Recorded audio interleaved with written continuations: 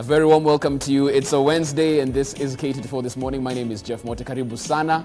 This is K24 This Morning's time for the newspaper review. If you're joining us for the first time, we look at the big stories right across your dailies. And you can be part of that discussion, by the way. You can get me at I am Jeff Mote or at K24 TV as we look at the big stories therein. Speaking of your dailies, you can get yourself a copy of your People Daily for only 10 shillings straight to your phone. It's only 10 shillings, by the way. You don't need any mobile data. You don't need an app for that paper. All you need is a number star 550 star 4 hash. The number again is star 550 star 4 hash. Dial that number, get yourself a copy of your People Daily straight to your phone. And that is brought to you by the People Daily and Safaricom. So if you're in a rush, couldn't get out to your vendor and get yourself a copy of your paper, you can do that from your office. If you're stuck in traffic, from your car, if you're in a meeting, even in your meeting as well. And the number that you need is star 550 star 4 hash. Let's start off by looking at the front page of the People Daily and find out what you'll be getting as you download your copy as well. Front page of the PD, front and center, it's all about the pain of COVID-19. Family pain as 48 test COVID positive. In a blood-curdling narration, Nakuru lawyer Gordon Ogola reveals how his elder brother succumbed to the virus within 24 hours of admission as his 80-year-old mother fought for her life in intensive care. Moses Osoro Ogola, who's pictured below, will be buried today at his home in Godngoche, a village in Migori County. And this just showing how fast this virus can actually ravage a body. And as you can see right there, how fast it's also being spread as well. Talking about 48 testing positive within a particular social circle. Hence why these measures have been put in place. And that story just bringing home what really is the tragedy of COVID-19.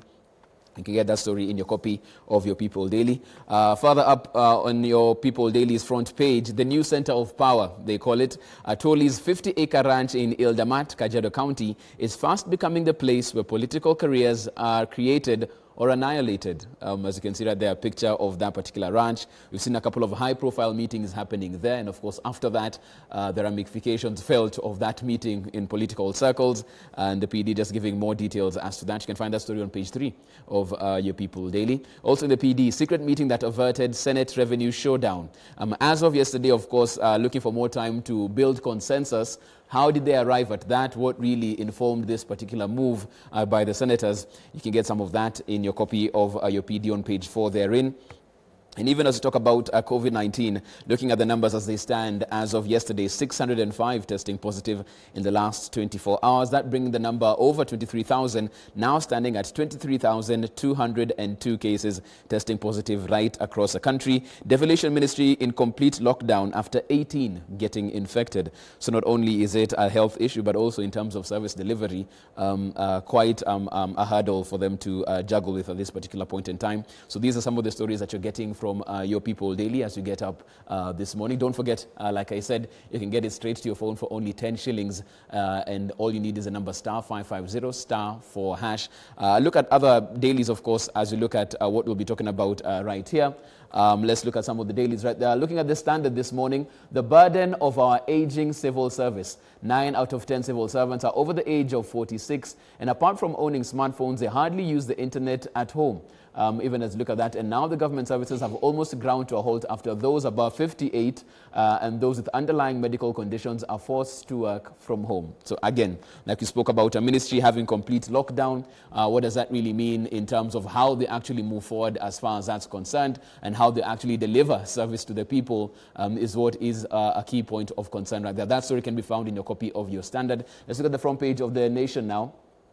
Revenue rebellion against Uhuru and Raila. Push for a win-win outcome forces Senate for a record 7th time to suspend debate on sharing of county cash. We saw this on the floor of the House as of yesterday. We saw what happened right there. Another 7 days on this.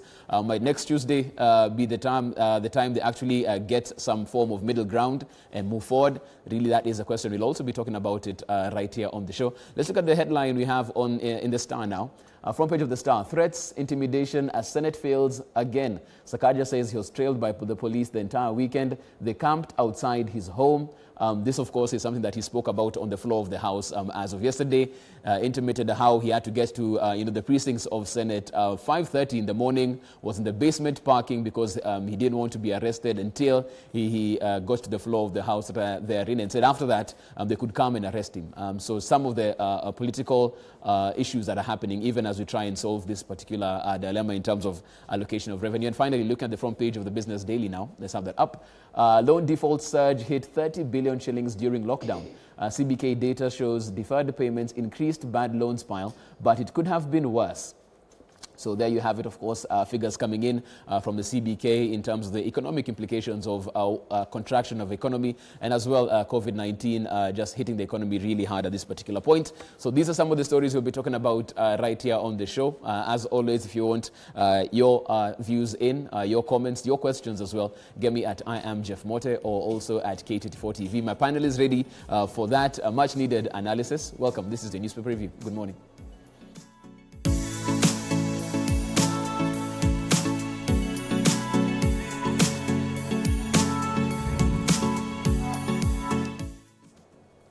Welcome back. Let me get to my panel as well. Someone who had been here for a while took a brief hiatus.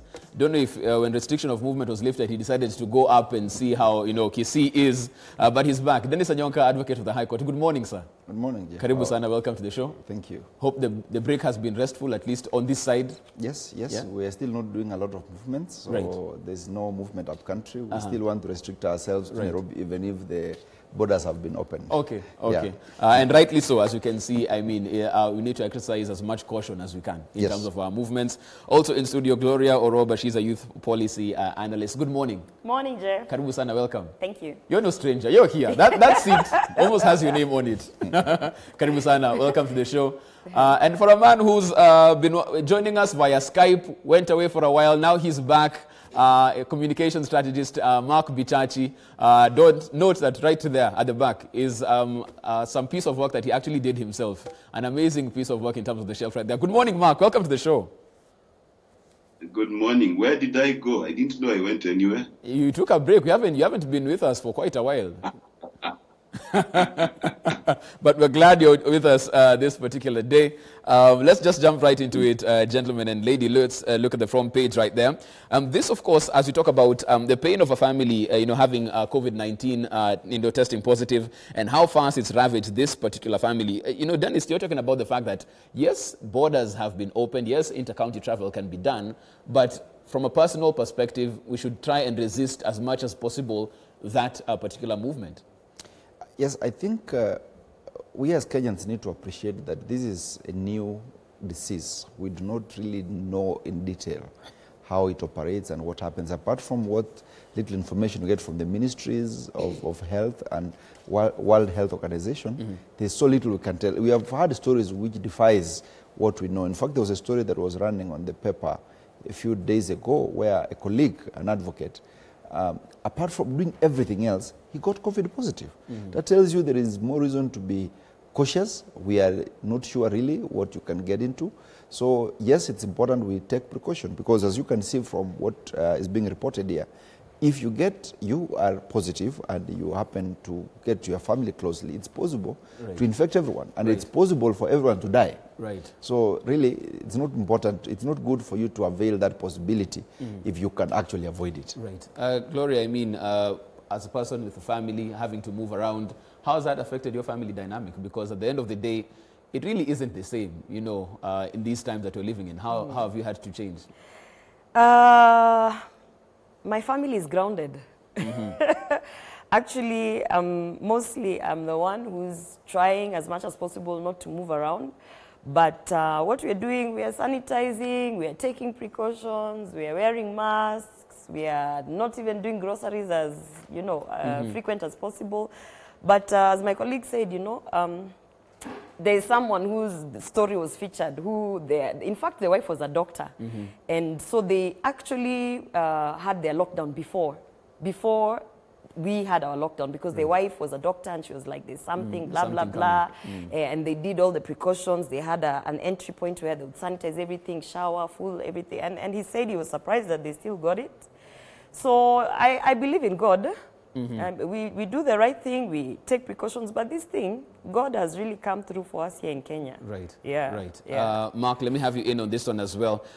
From where we stand, we've had 3 months of communication from the ministry in terms of what we need to do. We've had the Ministry of Health protocols been put in place.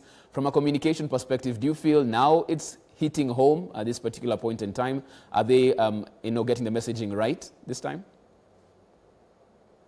Well, definitely the Ministry of Health has done very well in communicating to Kenyans, A, the protocols that need to be, and B, the dangers that exist for people who want to breach those protocols. Now, specifically, I want to speak about family exposure. Personally, I have kept social distance from my own mother for about, I think, now, and that's not because I don't miss her. It's not because I don't miss being home. It's not because her grandchildren don't miss her. But it's because we want to be able to see her not once in 2020. We want to see her many times in the future, and that's really something that people need to consider. And the pressure of now is leading Kenyans into the Esau trap, where you're so hungry for some pot of soup that you will trade the future with your parents so quickly because you just want to go say hi to them. So that's something that this family story highlights, and the CS has kept saying that you can get it, I can get it, anybody can get it. And I think it's time we understood that each of us is literally a living, walking, breathing bullet. And you could very easily assassinate someone you care for, thinking. And it really does hit home with this. So I can't continue. Okay, and as you said, indeed, it really does hit home. And as you said, some of the precautions that you'll have to take moving forward, even in terms of this new normal. So even as a station, just urging you to follow those Ministry of Health protocols in terms of your social distancing, sanitizing where you can, wearing your mask or washing your hands wherever you are. And of course, if you can avoid to move around, have that travel limited, please do that. It's literally saving lives. And that's what can be found on your front page of your People Daily. I want us to move it right along. Even as you look at that, to still front page of the PD, what is now being termed as the new center of power, right here. SG Kotu Atoli's 50-acre ranch in Kajiado. This is where we've seen a couple of bigwigs meet, and usually after that meeting, you feel the effect of that later on in the week. We've seen Murave there, we've seen a couple of other leaders in this particular area. The big question is, how did he come out of the woodworks and now is like a key factor in how the political landscape is formed? Gloria, let me start with you. How did he get to this position? Actually, he's a people person. Yeah, you have to give that to him. Sometimes it's not just about the skills or political networks. Sometimes it's your personality. He has a big personality, and if you go down in Kajiado, they'll tell you he does a lot of community work. So he's a lovable person in the community. So I think he is more intentional now to strategically place himself, and that is what you're seeing there. Right. Hosting all these leaders, trying to be the center of power, but let's see. I'm not sure about that. Right. Dennis, do you think he wields as much influence as we think he does with what we've been seeing so far? You see, in politics, people rise to and shine depending on the prevailing circumstances and really what is happening within political circles. Atwoli is a big person, is a big name now within the political circles. And he has grown from the day he directly took on the deputy president, when nobody could take deputy president on. Whether it was right or wrong in what he said, but politically, those who didn't like the deputy president felt this is the person they need. Just like Raila Odinga at the time he could take on the government. Whether Raila Odinga was right or wrong in what he said about government, there are many Kenyans who agreed with him and felt, yes, we have a person who can speak. So for Atwoli in the same manner, remember, he started sometimes back by him declaring that Ruto can never be president. And he went head on and said he's a thief, all manner of statements against Ruto. But again, he said something that was quite sensational, that the President Uhuru Kenyatta will not leave politics in 2022. In fact, he has alleged that it is him who has openly said that probably we should have Uhuru Kenyatta becoming, a prime minister going forward. The BBI concept has been in support of it. So he's been positioning himself strategically. And remember, in politics, you grow if you have resources. Atwoli is no mean a man of straw. I mean, he has his own level of resources, and therefore is able to sustain himself even if many people will not want to, he's not a beggar as such. Right. So when you have that kind of personality and you are taking on strong political positions and you are considered a hero and you can be used to say some things, then yes, you grow. Right. As we speak, I think he has managed to bring himself within some level of political connectivity. I believe we have seen, if the pictures we see every day on social media, mainstream media is anything to go by, people who are considered very close to State House, to the President, to Jubilee, people who are considered close to Raila Odinga, to, and top leadership of both members of parliament and leadership in the country, are seen closely, reaching out to Atwoli, which means that he has something that he can be able to offer within political circles. Right. He has been pushing for the Western Kenya unity, and that is a rallying call for a region. And if he ever succeeds in making Western Kenya one political bloc, then nobody will be able to overlook Atwoli. Because then, if you're going for national politics, you need the man who can take you and get you the bloc, either fully or substantially. Right. And that is how he has grown. That's why he is where he is. Mark, let me have you in on this one as well. When you look at this story on page 3 of your People Daily, we have Kipchumba Murkomen talking about that particular residence as a meeting ground for political brokers and wheeler dealers. He says the residence is just a den for deal making. Those who meet are clueless brokers who have nothing to offer the country. Individuals who meet there pretend to be discussing national issues while they only congregate to cut deals and push government tenders, which they use to intimidate people to join the bandwagon. As Kipchumba talks, as he talks about this particular issue, we've seen, as Dennis has said, Vice Chair Jubilee David Morathe with Atwoli several times, even in this particular ranch. There's a picture that was on the dailies yesterday of Atwoli with Raila Odinga, Peter Kenneth. Morathe was there as well. What is he supposed to deliver, Atwoli, to these particular figures, either to Raila or to Jubilee? What are they expecting from Atwoli? Let me tell you something. How Kenyans are so political is very funny. Number one, people meet all the time, okay? Let's just be clear. And they have a right to meet, to eat nyama. They have a right to meet and discuss the things of the country. And they have a right to meet and discuss business. Because let's not lie to ourselves. It is not the salary of Prime Minister that has made Raila Odinga as wealthy as he is. He has business interests. And the same can be said for a lot of us. I'm sure even those of us sitting on this panel, we are not just youth policy analysts or lawyers or communication strategists. We've got to make a bank, and there's nothing wrong with that. But also, Atwoli is very clever in terms of seeing and exploiting a gap that exists within the Luhya community. Let me explain what I mean.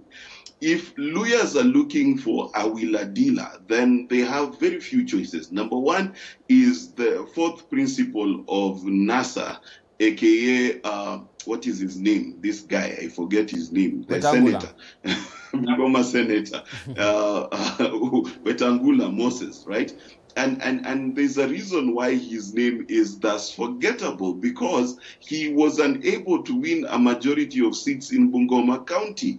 And his fortunes, and indeed the fortunes of Fort Kenya, seems to be dwindling with every election.